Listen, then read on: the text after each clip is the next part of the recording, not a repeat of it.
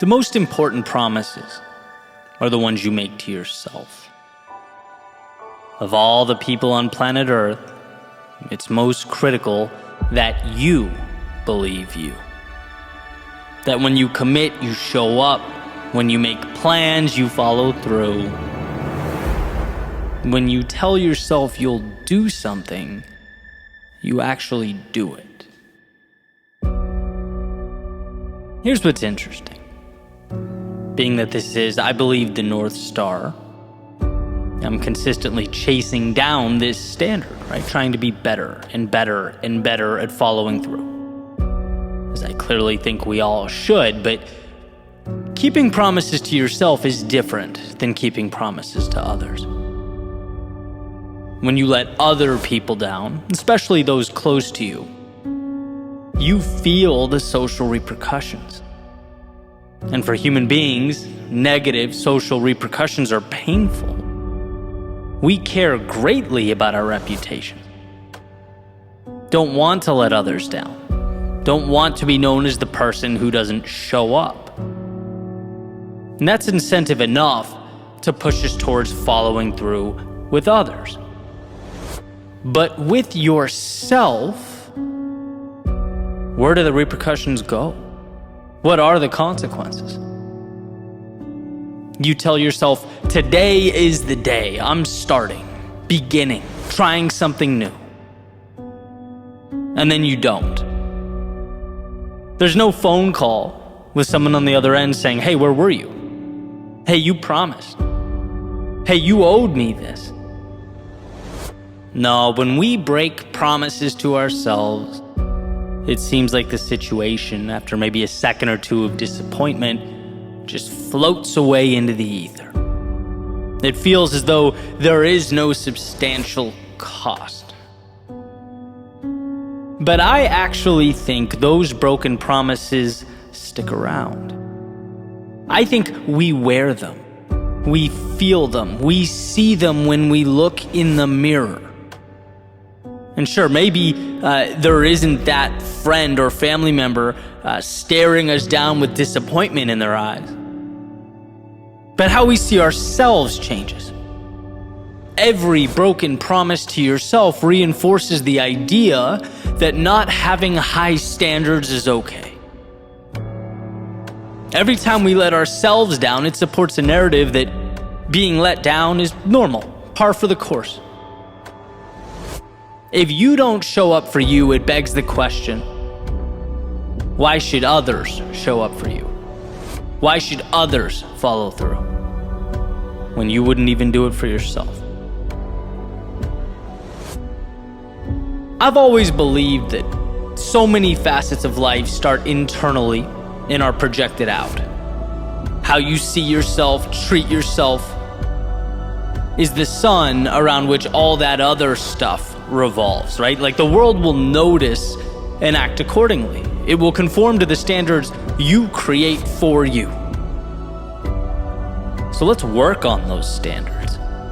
Let's make it so there's skin in the game.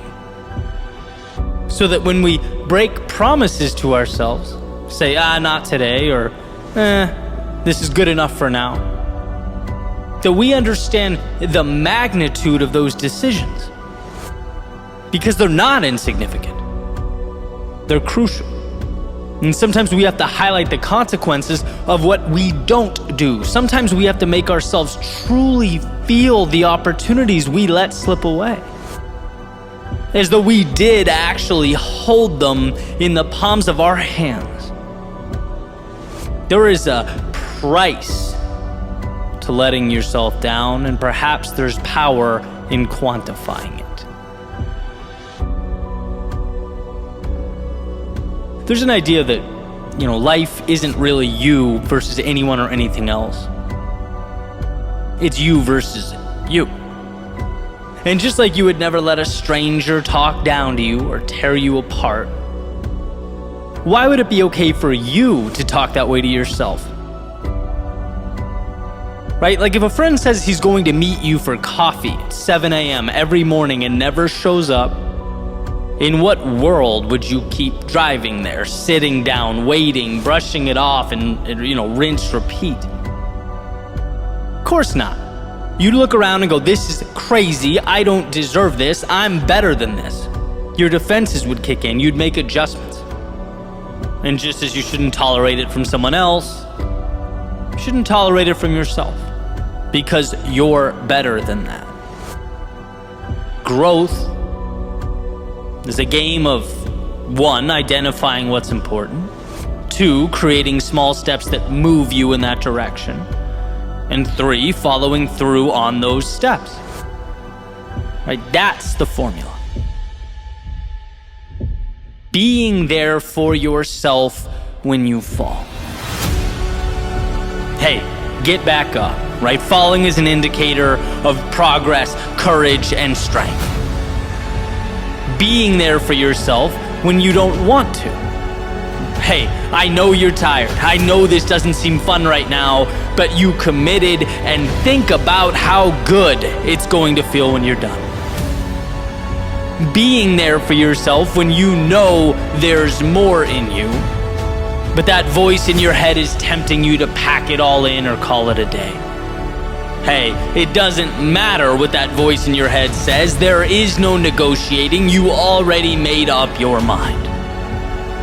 See, there's power in simplicity. Find a target, aim, shoot. And although life is turbulent, there are certainly highs and lows. We are at our best when we decide what's important, initiate the journey, and show up. When I set the alarm clock, it can't be about rationalizing sleep. That beeping can't be about X many hours. No, it merely signifies a promise. It cries out, hey, remember what you said right before you closed your eyes last night? Well, time to bring that to life. So sure, that means be careful of the promises you make to yourself. Don't take them lightly. But once they are etched into the universe, they must be law. And I'm not talking about failure to adapt or try things. I'm not talking about being stubborn. I'm talking about the initial follow-through that precedes all that. Will we do what we said we would do? And I'm not emphasizing, making this the standard because life should be some perpetual boot camp.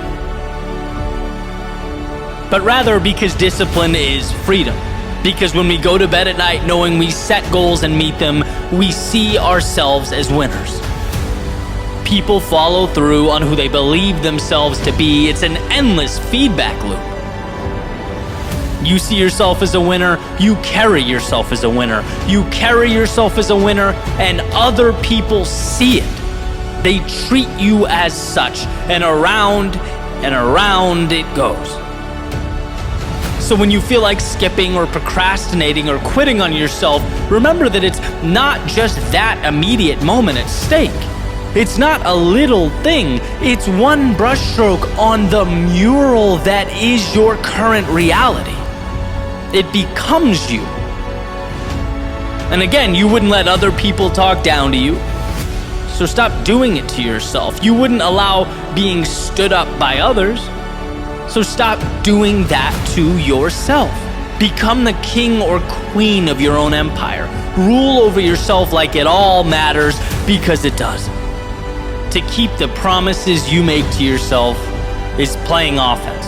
It's essentially building a bridge to the outside world so that you may go shape it, as opposed to merely putting up your hands and living at life's mercy.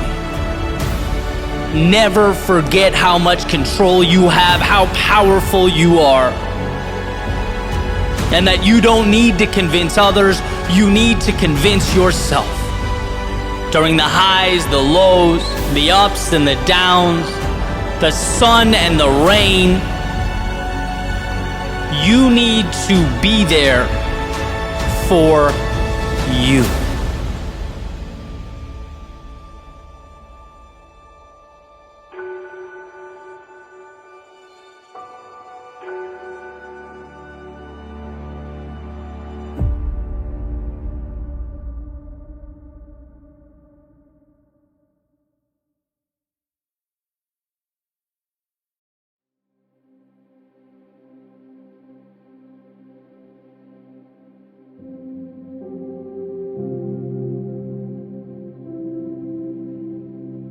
At night, the sky becomes visible. The darkness, the muting out of everything else allows the stars to finally shine through, to make their presence known. And during the day, conversely, one cannot see those stars, but the world around him on the ground becomes illuminated. It's a push and pull that seems to work perfectly. And I think there's something poetic about the partnership existing between the big picture goal and the small steps required to bring it to life. As one of my favorite sayings goes, keeping your head in the clouds and your feet on the ground. Because here's what's interesting. If one were to only look up at the goal, she'd be consistently reminding herself of the ideal without taking the necessary steps to get there. And if one were to only look down at her feet, well, her steps would eventually become aimless. And it's that duality, right? The need to both reassure yourself you can see the stars, as well as use the world around you to pull yourself closer to them, that changes things. Right? It's that beautiful dance that has to be maintained. And this is a balancing act that has certainly been challenging. Sometimes the pendulum swings way too far one way, sometimes way too far the other. But in a perfect world, you want it gravitating towards the center. I remember just starting the YouTube channel almost a decade ago, having, big multi-million subscriber goals, but completely lacking the systems and everyday practices in place that would walk me towards that finish line. I mean, sure, something's better than nothing. I was working and learning, but the actions simply didn't align with the objective. I had to correct them. And then I've been on the other end as well. Right? I'd be doing things every day without knowing why. All steps, no goal. That sort of thing occurs when routine takes on a life of its own. You start doing things because, it's what I do. It's what I've always done. And, this is when one has to look in the mirror and ask the difficult questions. And look, anytime I can squeeze the complexities down into the simple, I try and do that. So with that in mind, my questioning goes like this. What do you want? Know the answer? Okay, good. Next question. Is what you're doing taking you closer every day to what you want? Asking that question in a serious way takes a spotlight to one's world. Using my previous metaphor, it shuts the lights off so the North Star becomes visible. And then, turns them back on to ask yourself if you're using your resources to move there. And I've become pretty good at asking myself this question consistently, and still I find things that don't belong. That sort of, they hide in plain view. I have faith that I'll end up exactly where I need to be. But that faith is rooted in my commitment to continually assess, to scrutinize, and adjust. There's very little hope and a substantial amount of trust in my ability to continue forward. There's an idea referred to as the Stockdale paradox, which states, and this is the first definition I grabbed from Google here, you must never confuse faith that you'll prevail in the end, which you can never afford to lose, with the discipline to confront the most brutal facts of your current reality, whatever they might be. That's where the tough love thing comes in. Be your biggest fan because no one will believe in you unless you do. It all starts with your trust in yourself to navigate the process and arrive where you must arrive. But it also requires you are your biggest critic. It means the reason you trust yourself to get there is because you know you won't just sit back and say, I'll win because I believe I'll win. No, you'll win because you will, while having your head in the clouds, be brutally pragmatic with the steps you're taking on the ground. You'll win because you're committed to learning and adjusting. One of my favorite epiphanies when I started doing this full time was the realization, at a very small scale at first, that, someone can't fail unless they quit. You can't lose unless you stop. Impossible, someone might think, right? Well, no, because when you miss the mark or you fall short, you take a second to understand why, and then you come back to the problem or challenge again, right? This means life is a game of tenacity, of persistence, of commitment. The one who keeps adjusting and coming back is bound to connect the dots eventually, which makes failure the simple decision that, this isn't worth it for me. I don't want to continue adjusting and re-engaging with this. And look, depending on the situation, that may be the move, right? There have been things in my life where after sufficient trial and error, sufficient data, I've said, this doesn't align with who I am or what I want. I'm going to walk away and pivot to something that does, right? But the key is knowing that it is a decision. To not reach a particular goal is a choice to no longer attack it relentlessly. And so when you feel lost or defeated or even frustrated with the process, try that line of questioning.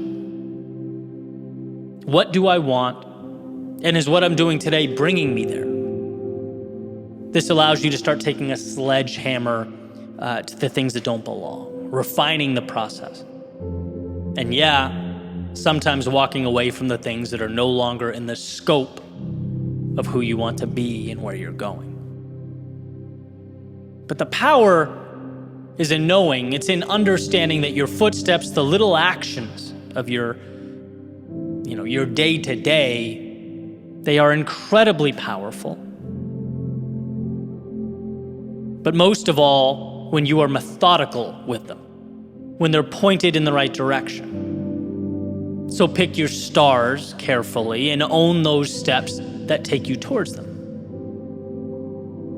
Failure is not a sickness you catch. It doesn't fall on your head like a piano in those old cartoons. It's a choice. Meaning, in positive terms, as long as you are committed to learn, reapproach, and repeat, you will find yourself atop the mountain. As long as you're willing to evolve, you will ultimately arrive.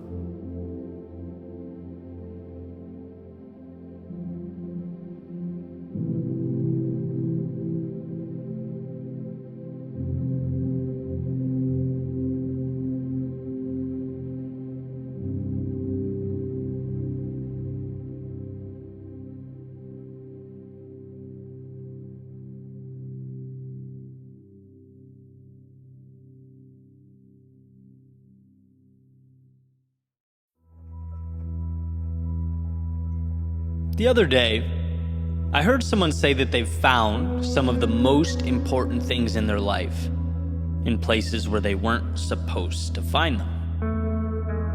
Which is interesting to me. One, because that seems to happen a lot. And two, because it's like, who creates the parameters around what we're supposed to do? Who sets the rules to begin with? I'm continuously blown away by our tendency to create imaginary walls and then live within them. To build steel bars around ourselves that separate the now from future opportunity. In one of the first videos I ever made, I talked about this nagging feeling of discomfort that occurred right after I left the corporate world and started my own business. And at that point, to call it a business was giving myself a lot of credit. I was basically just starting to make videos and put them out on social media. But I would run in the middle of the day, right? That was my thing, right through Boston, along the Charles River. I loved running. But I couldn't help feeling this guilt, like I wasn't supposed to. Like I was doing the wrong thing, doing what I was taught not to do. My whole life, I learned that you go to school or work during the day. That's the right thing. And a decade removed, I've grown and I've learned. I know how crazy it sounds now. But it took me a long time to even enjoy it and not feel like some deviant who was leaving everything he'd worked for up to that point to go and fail spectacularly. Right? The supposed to followed me around like a shadow, constantly trying to pull me back in. Freedom to me is separating oneself from this exact sentiment. It's doing what's best for you, exploring your own worldview, blazing, as the saying goes, your own trail. Because you'll find very few supposed tos there. I think this is a microcosm of a greater truth. The most important things we do in life, our pivotal moments, our epiphanies, are found where we weren't supposed to find them. Because what we're supposed to do is very rarely methodically thought out. It's simply the norm. It's marching orders. It's what the crowd is doing. It's what will help us blend in. And it's interesting, as I've pushed further and further into life, I've come to believe that rarely is what's best all one thing or all another. It's working to find a balance that supports your ideal life trajectory, right? That balance will lean substantially more one way or another depending on who you are and what's important to you. And so, I'm not suggesting one always needs to be different, or if something is common, it's wrong. No, thousands of years of evolution and societal stressors have in many ways narrowed down for us what's effective and efficient. It's helped us survive. And to dismiss this outright is obviously counterproductive, but it does explain why any break from these norms physically hurts. We associate them with survival. And here lies the divide between surviving, which we are supposed to do, and excelling, which is to embark upon a different game altogether. Survival is mitigating risk. Excelling is hunting down the opportunity. Survival is blending in. Excelling is asking, what about me is unique and how can I dive into that fully? Survival is not having to innovate on any large scale because the instructions are clear and laid out for you.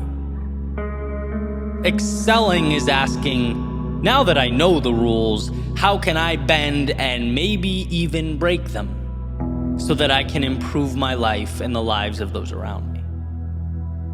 And I'll continue with the same example because I know a lot of folks find themselves in a similar situation now. I wasn't supposed to deviate from my previous life trajectory, my education, my career track, my 401k, but I did. And I found something I otherwise would never have, an ability to work on what I enjoy and share that with others. I wasn't supposed to leave home, the Northeast. The most important people in my life live up there.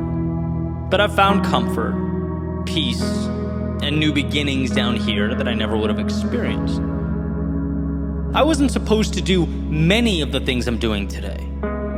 It was a genuine curiosity and a willingness to chase down what's meaningful. And the beautiful thing is, anyone can do that.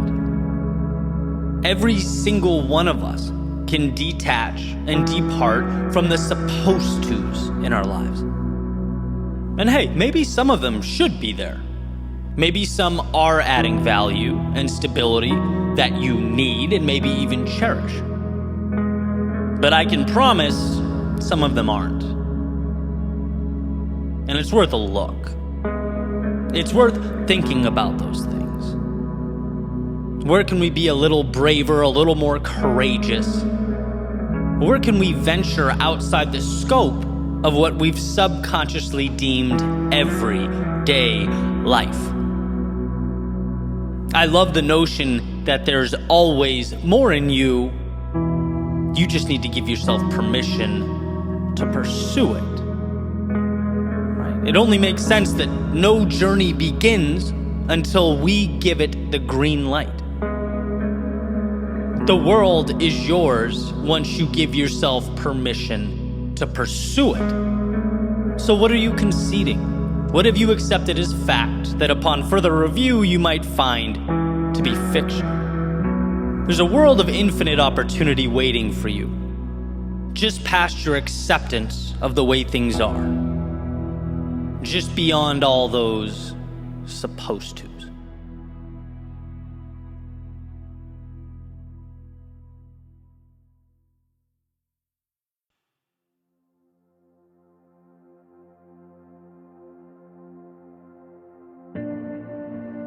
I was having dinner not too long ago with a friend of mine.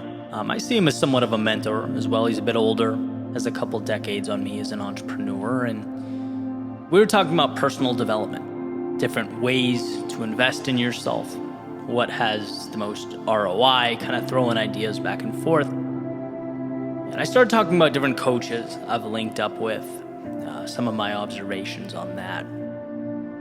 And he jumped right into this story. He says, Eddie, way back in the day, I paid a huge amount of money to spend the weekend with someone that I admired as an entrepreneur, as a business mind, with the intent to learn about him, his systems, his approach to his business and life, the whole thing. It was basically an investment into my journey. And he went on to say, I arrived for the weekend. Didn't take me long to feel completely underwhelmed, completely let down. Everything about the guy and his organization was sloppy. Nothing seemed to be methodical. Very little was extraordinary or groundbreaking. He said, I couldn't believe it, especially after tens of thousands of dollars spent, right? He spent a lot of money. Couldn't believe that someone he looked up to had so little to offer. And I'm sitting there just kind of like wide-eyed, like, oh man. And almost instinctively, I said, man, you must have been so angry. And he goes in this cheerful voice, no, I wasn't angry at all. This is a direct quote. He says, it was the best money I've ever spent in my life. I said, oh yeah, how? He says, it was that day I learned that, hey, if this clown can do it, if this guy can pull it off, what in the world is stopping me? What's my excuse? Basically said that day has been directly correlated to the success he's had since. Wow. Right, to which I responded, hey, thank you for the theme to what will become this Monday's YouTube video, right? Because the world needs to hear this message. So many of us need this. There's a tendency to put other people we don't know, people we know nothing about, right, on a pedestal and see ourselves as perpetual outsiders looking in. This notion that they have what I don't. When so often that thing they have is simply, even solely, self-belief. I know so many competent people that second-guess themselves out of starting or growth or progress. They see their inadequacies as substantially greater than their strengths. They don't go because they contemplate. They don't speak because they internalize. They don't create because they worry. And it's like, if you don't, someone else will. And that someone else could very easily be less suited for the job. But they did the thing that you wouldn't. The thing, as it turns out, that matters most. they trusted themselves to give it a shot. They understood that nothing starts until one looks in the mirror and believes in the pair of eyes staring back. And I look back and it just all makes perfect sense. I think of the frustration in my parents' faces when I was a kid and would say, I can't do that. Right? It was the frustration of people who care deeply about me watching me get in my own way. Right? Yes, you can, Eddie. You are the one stopping you. My grandfather saying everyone puts their pants on one leg at a time. No one is that special. And I think it's a critical reminder. It's not to say that success isn't warranted, that people who have done great things aren't qualified or talented or haven't earned it. No, not at all. The opposite, in fact. Time plus effort plus consistency tends to land people in pretty remarkable places. But it's like, no one takes that path or starts that journey unless they see themselves as worthy of it, until they give themselves permission. It makes you wonder how many people are simply too intimidated to lace up their shoes and walk out the front door. Don't even give it the thought. Hey, that's someone else's reality. I'm confined to this space right here. Think back to the early days of any incredible transformation. Right, I'm going to use a pretty cliche example, but I think it will do a great job of demonstrating my point. Think back to Michael Jordan playing JV basketball in high school his sophomore year because he didn't make the varsity team, okay? And at that point, if he was looking for evidence as to why he wasn't quite good enough, there it was. He could have easily found it. Not skilled enough, not quick enough, lacks vision. Certainly, as his coach pointed out, not tall enough, right? What in the world gave him the right, despite his circumstances, to think he was good enough to ultimately play at a high level? Who gave him permission to be that guy? He did. And it's just that. We don't see or think about any of that now. We see the NBA legend, the greatest ever, forgetting that at one point, he wasn't. And his life continuously consisted of crossroads where he had to bet on himself. Times where instead of accepting outcomes that weren't ideal, he sacrificed.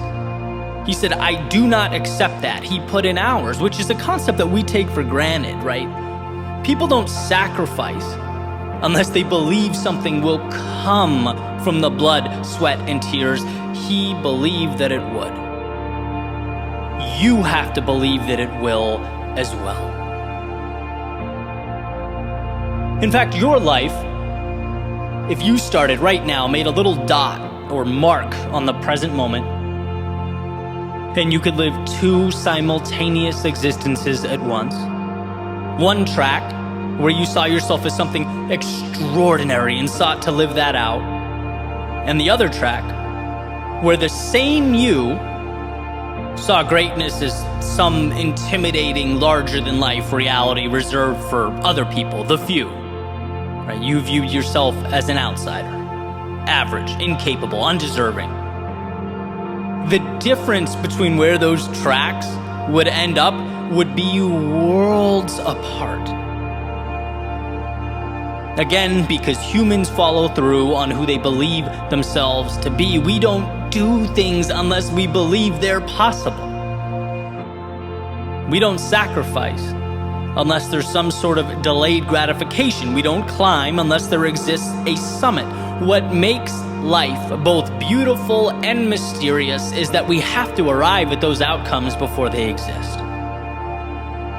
As Babe Ruth famously said in that article in the 1940s, it's hard to beat a person who never gives up. And it's hard to beat them because they believe themselves worthy of what they are chasing. So when will you? When will you find yourself worthy of that next level? When will you find yourself worthy of the financial success, The physique, the significant other, growth in your business? When will you let yourself be more or different or happy or whatever it is that seems just outside the scope of your reality? This world is built by people who understood what they wanted and granted themselves the freedom to pursue it. No superhuman strength required to place greater value on yourself.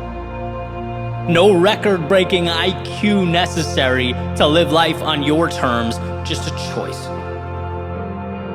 Truly, a decision.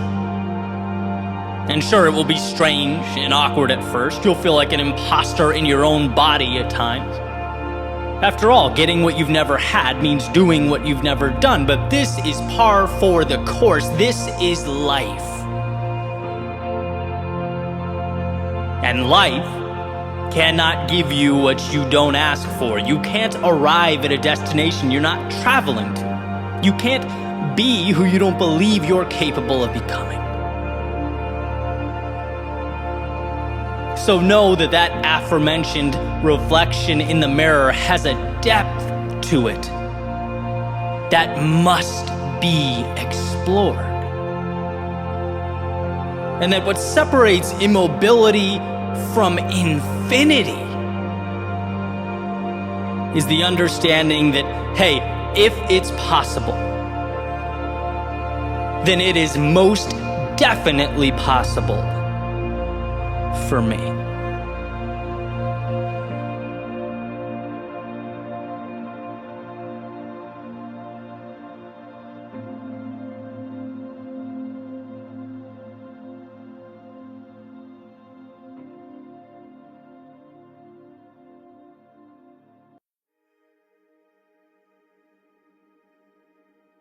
Life is perspective. So during the good times, find gratitude. And during the difficult times, find the opportunity. When you have the answers, when you know, be proud of your knowledge. And when you don't, celebrate all the wisdom to come. When the sun is shining, cherish the warmth on your skin, and when it's not, learn to run in the rain. When you're focused, appreciate the clarity. And when life feels chaotic, embrace the chance to manufacture order. When people come into your life, value the ride that you'll share. And when they leave, take note of all they gave along the way. When you win, reflect back on all the hard work that made it possible. And when you lose, take in the lessons that even winning can't provide. When things go as planned, revel in your ability to execute. But when your plans and life's plans diverge, remember that some things are simply outside of your control. And now, this moment, is a chance to identify and utilize the things that are in your control. Henry David Thoreau, it's not what you look at, it's what you see. So see the world as you'd like it to be. Never turning a blind eye to reality, but realizing how much control you have over making reality your own. We are the builders. The world around us merely provides the components and the pieces. And if one were to live as though there were value in every moment, they would inevitably find themselves looking for that value, perhaps even when it was difficult to find, most elusive, when most would hang their heads and walk right by it. I look out my window and see a world that is neither valuable or valueless. I see a blank canvas in which we are tasked with making that decision. Life is a roller coaster ride. It has ups and downs, the obvious and the unexpected. And while some think nothing of the high points and dwell on the low points, there are an abundance of resources, of beauty, of joy reserved for those who understand how great the highs are and how valuable the lows. Who take what comes not as walls to live within, but as parts to assemble. Not as antithetical to their hopes and dreams, but as the very foundation they will build those hopes and dreams upon. This world is not for you, just as much as it is entirely yours. It calls for you to be that arbiter. For what you decide will inevitably take shape.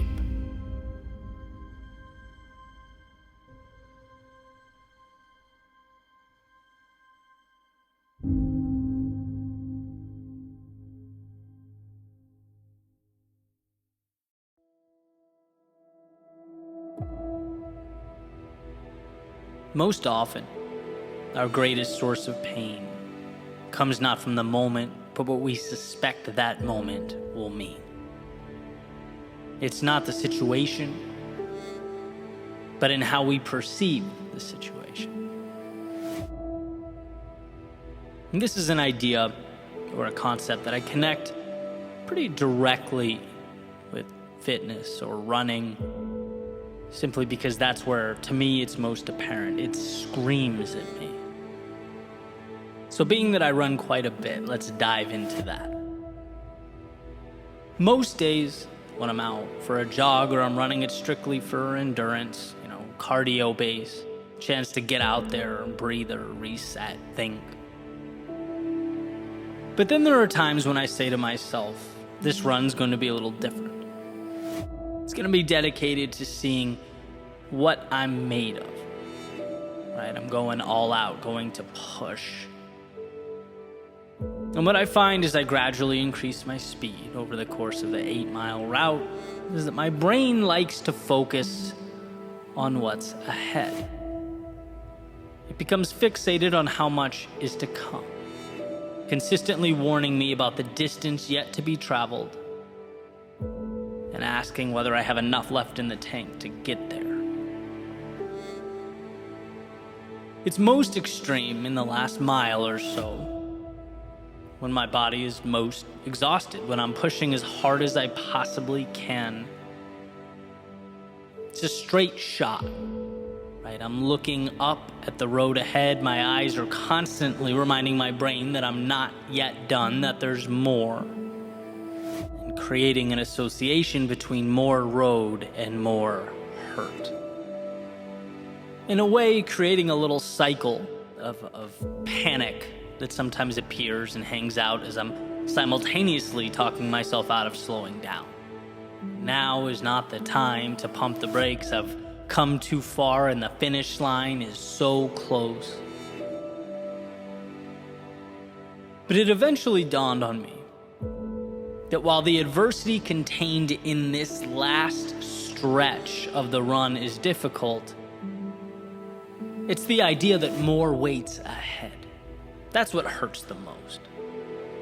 It's not the body, but the internal voice that's creating the discomfort. In fact, I bet I could run for hours and hours and hours at this speed if it were a life or death situation. If I had to. It's not the task laid out before me. It's my perception. And so this little line has helped me rethink and readjust my approach. Not just in situations like this, or when doing interval training or working out, but when trying to do everything else associated with my life. Grow my business, build a brand, nurture relationships, push boundaries in any other aspect of what I do. 3 words. Stay within yourself. It goes to the idea that your job is so incredibly simple that it's almost insulting.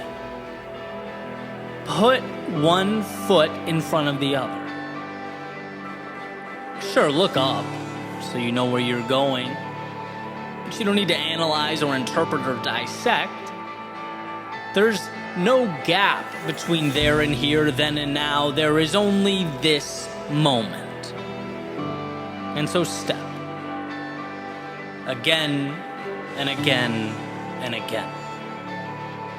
When the brain starts thinking about how much is left to go, I've betrayed the mantra. Nothing external is allowed. Stay within yourself. You have a job to do, and you're capable, beyond capable of doing it. But the external must be kept out. The distraction must be kept at bay. And sometimes, when you get it right, you hit this stride, this pace that is equivalent to flying, a rhythm that's unparalleled. Stay within yourself. Step by step by step, the air making its way into your lungs and then exhaled back out into the world when you simplify life down in such a way. Seemingly large things are exposed for what they really are, a mere commitment to do the little things consistently. It's funny to look back on all the places I've run over the years and identify or match the geography with the lesson.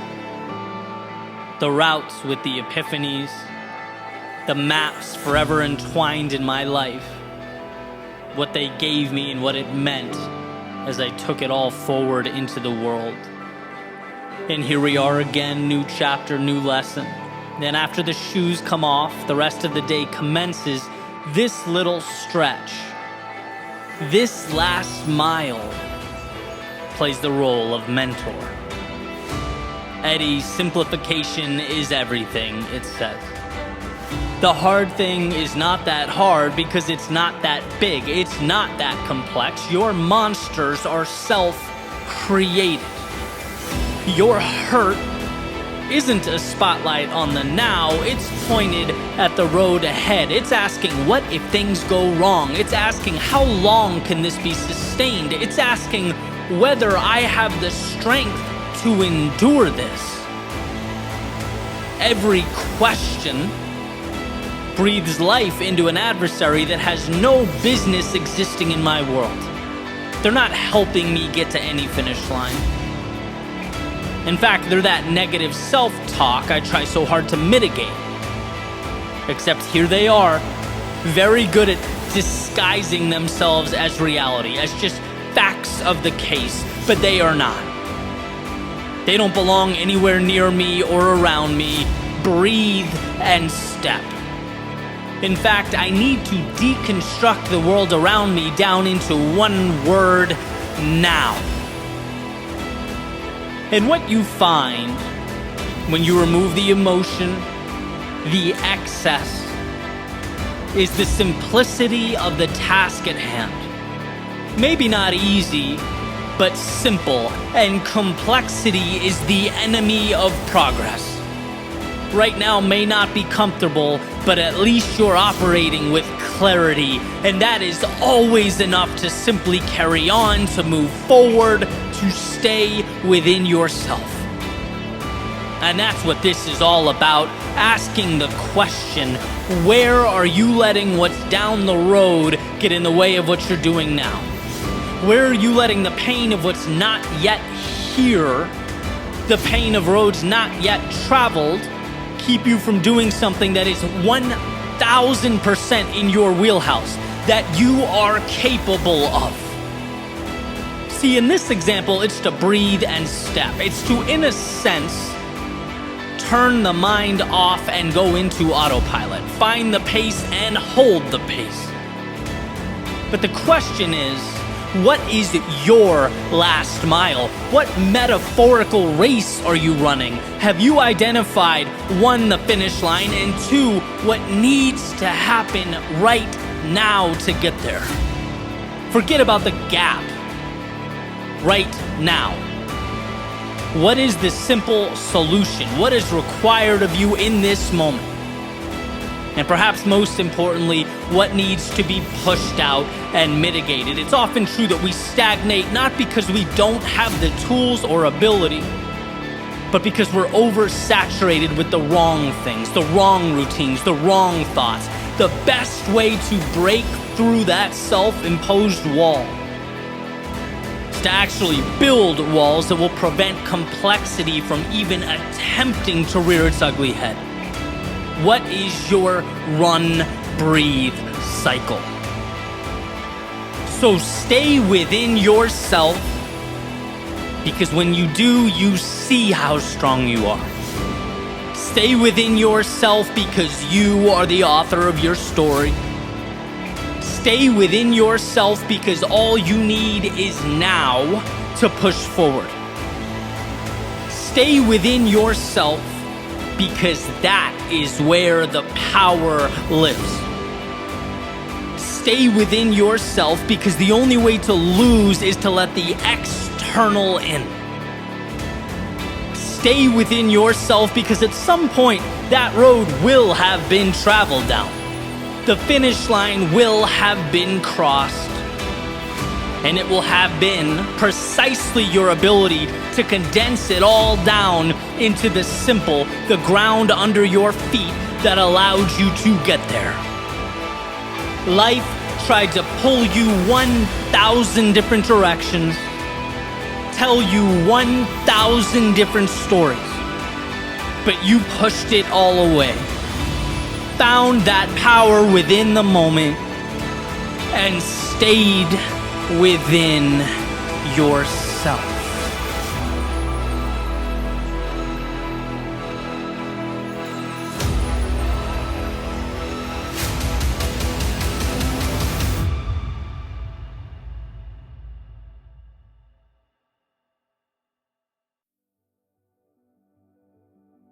I was listening to Alan Watts the other day, and he was referencing a Zen parable, and he asked this question that I thought was pretty cool. He goes, when a flag is flapping in the wind, what's moving? The flag or the wind?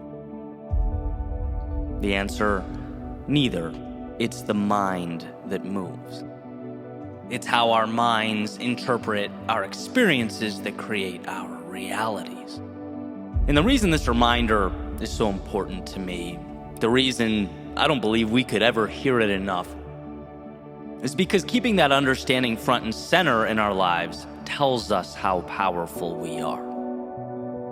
Sure, we often can't control the situation. We all know that. But we can always control what the situation means. Every event is open to interpretation. And that's what's so incredible. Yeah, sometimes it takes a while to get to the value, especially when our minds want to default to the negative or what's missing or what's lost. But if you're willing to look, underneath every occurrence is exactly what you need. And so take, for example, something we can all relate to, right? Losing something that truly mattered, that we found meaningful, whether it was a person, a job, an activity, a physical impairment, right? When asked, what does this change mean? The mind goes, loss. It defaults to, I had it, I loved it, and now it's gone. But underneath that, there's a chance to take the pieces of what remains and go down a new path. To find something just as or even more beautiful. The same loss can mark the beginning of an adventure. Is it ideal at first? No, but it's usually not the ideal that prompts our most important change. It's life's turbulence that pushes us to seek out something new. And I love taking this little trip down memory lane, right? Because, it's the business ventures that fell apart that caused me to look in the mirror and choose to be more. It's the projects that and it just didn't end up being that good, right? That allowed me to see this journey as a creative one. Where, hey, some projects hit, some don't, but it's not personal, it's a ride, and what an opportunity. Right? It's the breakups I went through. And while, sure, a few were definitely brutal, they gifted me with an opportunity to personally level up, to dial in my understanding of what really matters to me. I can think of physical setbacks, monetary obstacles, all these things that hurt in the moment. Now, I'm not sure I could have controlled the initial emotive response, right? The human reaction. But learning to ask, well, how can I get better from this? That's a different question. How can 1 month from now be amazing because of this situation, regardless of how it feels in the moment? It's not the flag or the wind that moves, it's my mind. So how will I choose to paint the landscape around me? How will I choose to give meaning to the things that will ultimately comprise my reality? That's power. Now, I've always felt it easy to conflate, like, finding value in our lives with being happy all the time. But again, we're emotional creatures, and life can be challenging for all of us. I don't think it's possible to be happy all the time. That's not the goal. The true victory is in finding gratitude along the way, in pausing and asking, how can I take this seemingly unfavorable result and find a way to win from it? Because guess what? The sad truth is most people don't do that. Most people walk right by that stuff. Most people chalk up the L's as L's and leave the good stuff behind. If you know there's a win in everything, and you ask that your mind look for it, the reality you create will be one much different than someone undergoing the exact same circumstances with their eyes closed. Remember, it's the mind that moves. It's you who writes the script, who controls the narrative. And that's not a burden, that's a gift. It's what makes you more powerful than you could ever imagine.